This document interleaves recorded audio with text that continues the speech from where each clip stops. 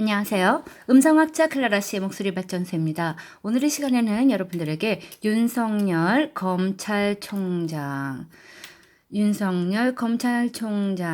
국정감사에서 보여주셨던 그 음성과 스피치 스타일을 이야기해 볼까 합니다. 많은 분들이 윤석열 검찰총장처럼 이렇게 덩치가 있으시고 몸집이 이렇게 크신 분들은 저음역에 굵은 소리, 목소리도 우렁찬 그럴 거라고 대부분은 생각은 하시는데요. 오히려 이렇게 몸집이 좀 크신 분들이 저음역이 아닌 고음역을 가지고 계신 분들이 생각보다 꽤 많답니다. 그러니까 윤석열 검찰총장은 저음역이라고 보기는 어렵고요. 중음역에 해당되는 분이십니다. 이분의 얼굴 구조를 보면 그 울림의 공간 구성이 꽤 좋으십니다. 그럼에도 불구하고 구강의 울림 공간을 많이 사용하지 않고 다이렉트로 바로 밀어내는 발성법을 구사를 하시기 때문에 음색이 그다지 화려하게 생성되지 않는다라고 말씀드릴 수 있겠습니다. 그리고 이분의 그 호흡의 무게중심을 한번 살펴봐야 되는데요.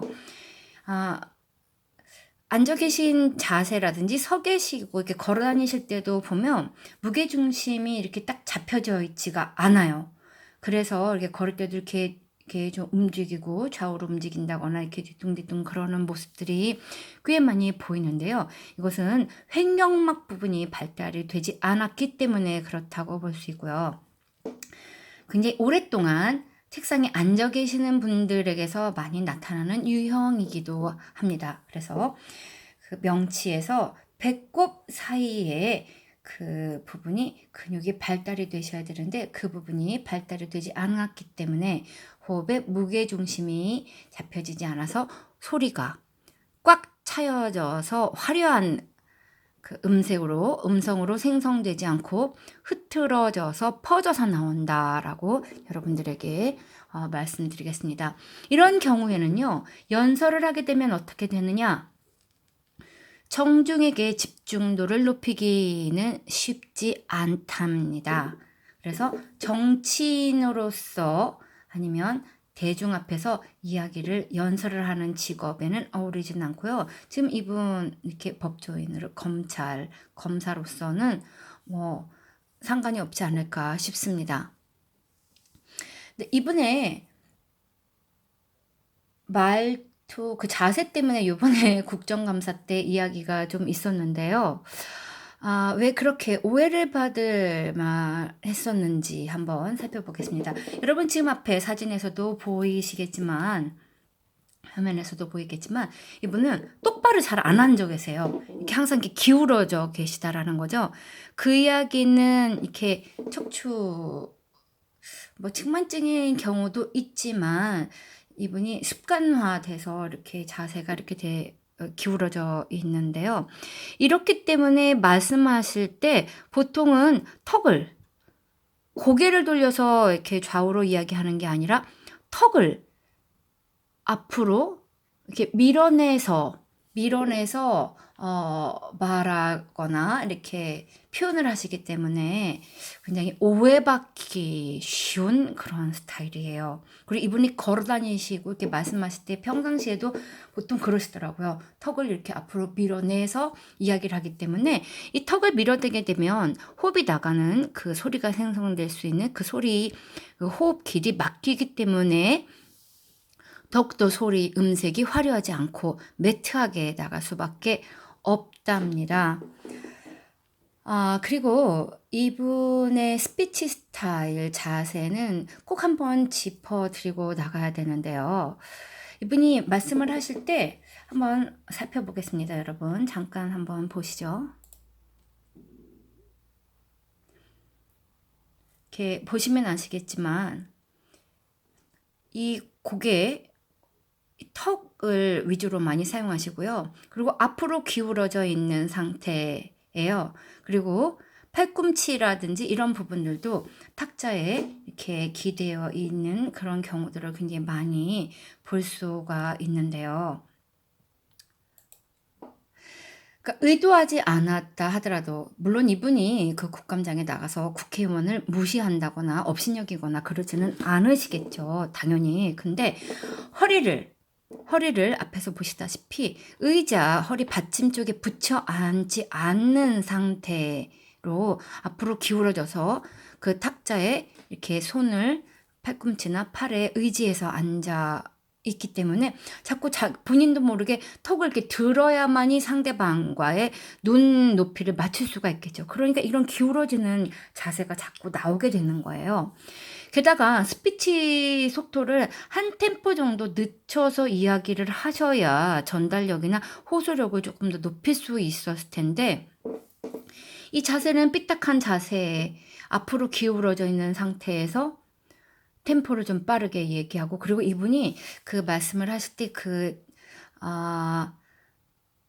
순발력보다는 자기 중심 그래서 이야기를 하실 때 고개를 까딱까딱 자기가 얘기하면서 고개를 까딱거리거든요. 자기가 말하는 것에 긍정적이라는 그런 것이 내심 이렇게 담겨져 있기도 하고요.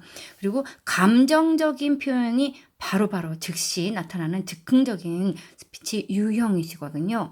그래서 이럴 경우에는 전달력이나 호소력을 높이기 위해서는 솔직히 평소에 말하는 것보다 스피치 속도를 한 템포 늦춰서 이야기를 하셔야 그래야 효과가 있는데 그 부분은 조금 아쉬운 부분으로 보여졌고요. 또 다른 면은 또 오해를 받을 수 있을 만한 면은 바로 손동작이에요. 손동작에서 이분이 이제 앞으로 기울어져 있는 상태이기 때문에 팔꿈치를 탁자에 붙이고 이렇게 움직이시더라고요. 팔꿈치를 탁자에 딱 올리시는데 보통은 앉아서 이야기를 하실 때는 팔꿈치가 탁자까지는 들어가지 않도록 하셔야 돼요. 왜냐면 팔꿈치를 붙이게 되고 그리고 자세는 삐딱하게 된 상태에서 하게 되면 상대방이 사뭇 존중받지 못한다 그리고 무시당하고 있다라는 느낌을 받을 수도 있기 때문에 굉장히 오해를 살 수 있거든요. 아마도 그래서 그런 지적을 받지 않았을까 싶습니다. 물론 윤 총장께서 상대방을 무시하거나 그러려고 하셨던 거는 절대 아니겠지만 국감장이라든지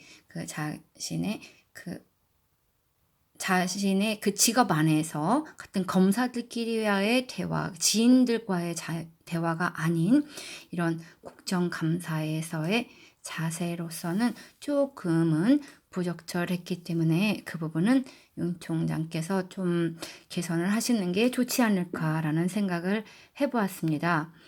솔직히 이분이 뭐 정치인으로서 연설을 뭐 위주로 하신다거나 그렇지 않기 때문에 뭐 음성이나 목소리 뭐 이런 것에 그다지 크게 중요하게 생각하시지는 않을 거예요. 그러나 이렇게 국감장에 나왔을 때는 대검찰청의 대표로 자신의 그 의사를 정확하게 전달을 하기 위해서는 상대방에게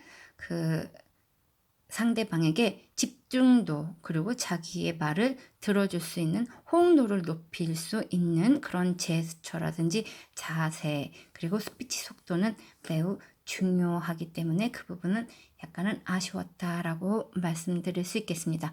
그럼 오늘 이 시간 윤석열 검찰총장이 2020 국정감사 대검찰청 대상으로 하던 국정감사 때 보여주신 음성과 스피치 스타일을 알아보는 시간 여기서 마치도록 하겠습니다. 그럼 다음 시간에 만나요. 아스탈루에고 차오.